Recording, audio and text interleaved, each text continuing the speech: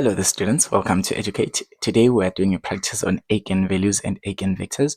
We've got two questions here. The first one where we have to find the eigenvalues for the following matrix, and then the second one we have to compute the eigenvector that is corresponding to a particular eigenvalue. Lambda is equals to 3. So now let us start with this one whereby we have to find the eigenvalue of a matrix. So we'll just call our matrix A for the sake of labeling. So let's just say this is our matrix and the matrix is A given by the entries 2, 3, 1, 4. So given this matrix A, what can we do to find the eigenvalues for the matrix? We need to remember that we actually need another matrix to form another matrix. So remember that the eigenvalue multiplied by the identity matrix is given by the following entries. It's lambda 0, and then this is going to be 0 lambda. So this is just the eigenvalue multiplied by the identity matrix. Remember, the identity matrix is just something like 1 0 0 1. Okay, so for a 2 by 2 matrix, this is our identity matrix. So if we multiply that by lambda, this is just going to give us lambda 0 0 lambda. So we need to try and find the matrix that gives us the eigenspace, right?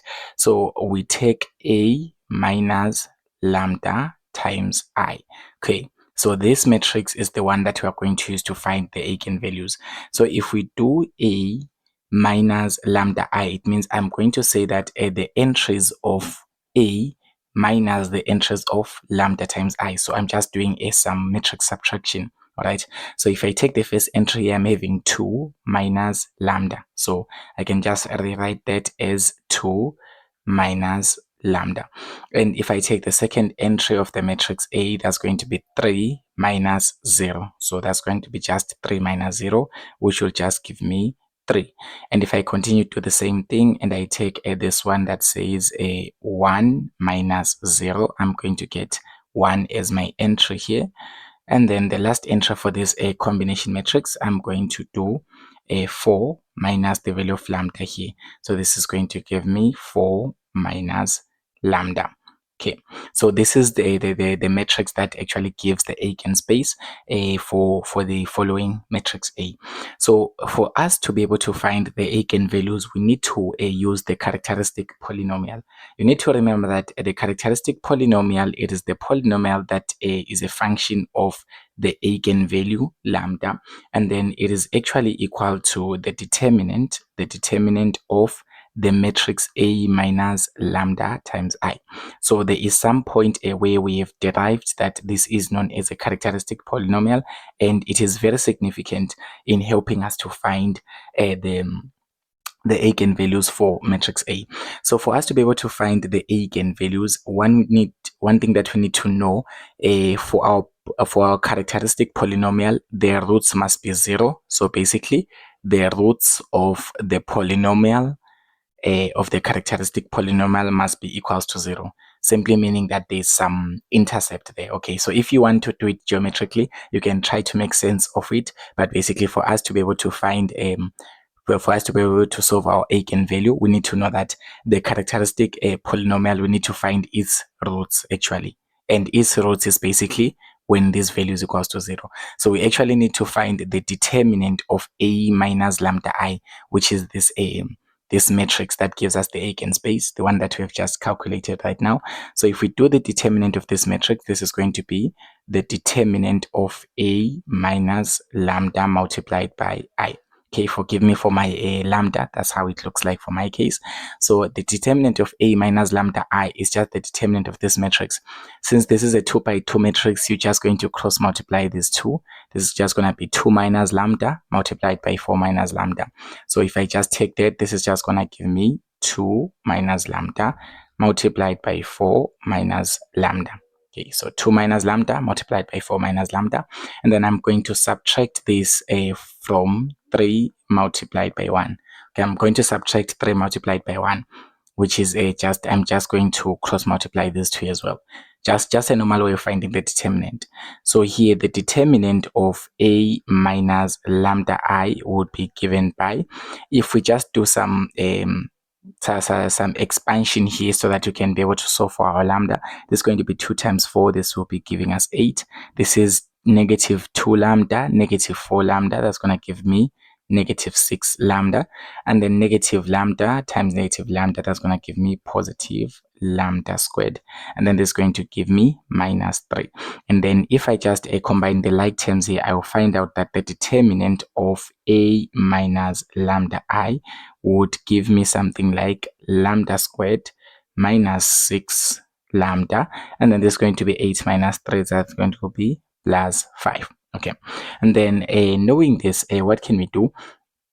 We can now say, for us to be able to find the roots of this expression, which is just a part of the characteristic polynomial, we just need to equate it to 0. So this is 0 is equals to, and if we do some factorization here, you'll find out that this is just a factorizing a quadratic equation. So this is lambda, and then this is also lambda. And then here, since we're having 5, for us to be able to make our middle term, which is a negative 6, we can just use the factors 5 and 1, such that if we say minus 1 minus 5, we are going to get the middle term. And if we multiply these two, we are going to get positive 5 as well. So we can now just say that, therefore, from here, we've got 2 values of lambda, which are the 2 values of our eigenvalues. So we can say, therefore, lambda 1, which is the first eigenvalue, must be equal to 1. And we have got lambda 2, which is the second value, must be equals to positive 5. Okay, so these are our eigenvalues. We've got positive 1 and positive 5, and then that will give you only 4 points. Now let's look at this one whereby we are given an eigenvalue. So for the matrix below, compute the eigenvector corresponding to the eigenvalue lambda is equals to 3. So this is our given matrix, which is B, and we have got an eigenvalue 3. So we want to try and find which one is the eigenvector that corresponds to this particular matrix.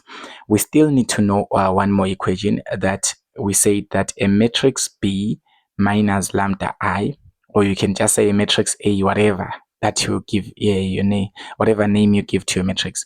So B minus lambda I multiplied by the eigenvector X must be able to give us the 0 vector 0. It's a 0 vector. Okay, so we have done this at some point and proved that this equation is true for all for all the vectors that we have. So now we just need to try and implement it. So how many things do we need for us to find our eigenvector? We just need to find B minus lambda I. B minus lambda I is just the matrix similar to the one that we have just done, whereby you just say the matrix B minus lambda times I, right? And then the value of X, it represents our eigenvector. So the value of X there, it is our eigenvector. And then this must all yield us the 0 vector, which is 0 with an arrow on top. Okay, so now let's just start and find our matrix, which is going to be B minus lambda I.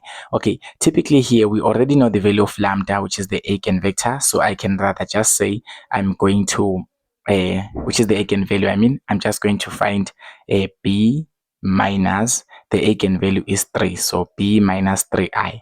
All right, so what is 3i? 3i is just simply me multiplying the identity matrix with the value of 3. So that's going to give me 3, 0, 0, 3. You still remember that the identity matrix has got 1, 0, 0, 1 for a 2 by 2, right? So if I multiply each entry by 3 here, I'm going to get this one, right? So if I say B minus 3i as my matrix, this is going to give me something like 5 minus 3, that will give me 2, and then 1 minus 0 would give me 1, then 2 minus 0 would give me 2, and then 4 minus 3 would give me 1. So this is our matrix. So this system of linear equation is giving us a 2, 1, 2, 1, something like this, 2, 1, 2, 1. And here we are multiplying this matrix times the eigenvector X to find the 0 vector.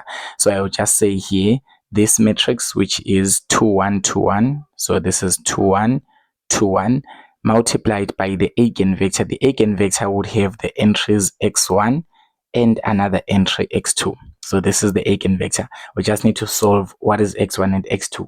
the entries of the eigenvectors, of course. So this must be able to give me 0, 0. This is the 0 vector as a column, right? And then to be able to solve for x1 and x2 here, you can just combine and use this 0, 0 as the solution for the system. So you can just rewrite this as 2, 2, 1, 1, and then the solutions that you use is 0 and 0. Okay, so we just combined it to be one matrix, whereby we know that this one is the column for x1, this one is the column for x2. Please learn how to do this trick. You have done this in your first year level at some point, okay? So having this, we can just try to do some row reduction, but these equations are identical. So if you try to do some row reduction there, maybe let's just say you just do some row reduction, and or you can just solve the system of linear equation without doing some row reduction. Okay, it depends on you, but here this is just going to be an infinitely many solution. So if we write the first equation here, it is saying 2x1, so it's 2x1 plus x2 is equals to 0.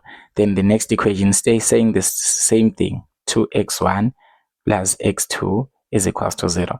So if you don't see that these equations are identical, or maybe you don't realize that there's an infinitely many solutions because you're having the same straight lines, you can just make a 2x1 the subject of the formula, and you find that 2x1 is given by negative x2. Then substitute it into the other equation, which is just going to give you negative x2 plus x2 is equals to 0. So this is going to be negative x2 plus x2 is 0. So 0 is equals to 0. It's an infinitely many solution. You should be able to identify that just by seeing that these are two linear equations that are equal to one another. These two, they're linear equations and they're equal to one another. So 0 is equals to 0. That's just that. So now knowing that this is some infinitely many solution. So let me just write this as infinitely or infinitely many solution. So this is infinitely many solutions. So we've got many solutions here. So we can just let one of these x1 or x2, we can just let it be the free variable or a free parameter, simply meaning that we can just say let x2 be equals to t. Alright, or you can let x1 be equals to t. So you are allowed to let any variable be a free parameter. So essentially, if you let x2 be equals to t here, and we solve for x1 using maybe one of these equations, let's just say this is 2 times x1 plus x2, which is equals to t, you must be able to get 0. And if you take this t to the other side of the equal sign, this is going to be 2x1 is equals to what? Is equals to negative t. Is equals to negative t. And then having this, you can find x1 by dividing by 2 on both sides. The value of x1 is negative t over 2. So you've got two entries here for your x1 and the x2. So x2 is given by t, and then x1 is given by negative t over 2. If you let x1 to be t, then x2 will be given by 2t.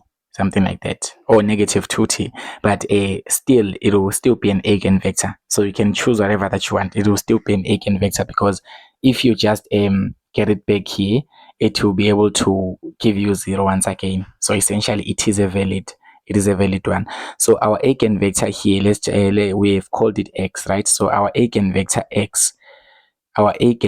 x is just the values. Remember, x1 is given by negative t over 2. So let me just write negative t over 2. And then x2 is given by t. So let me just write t.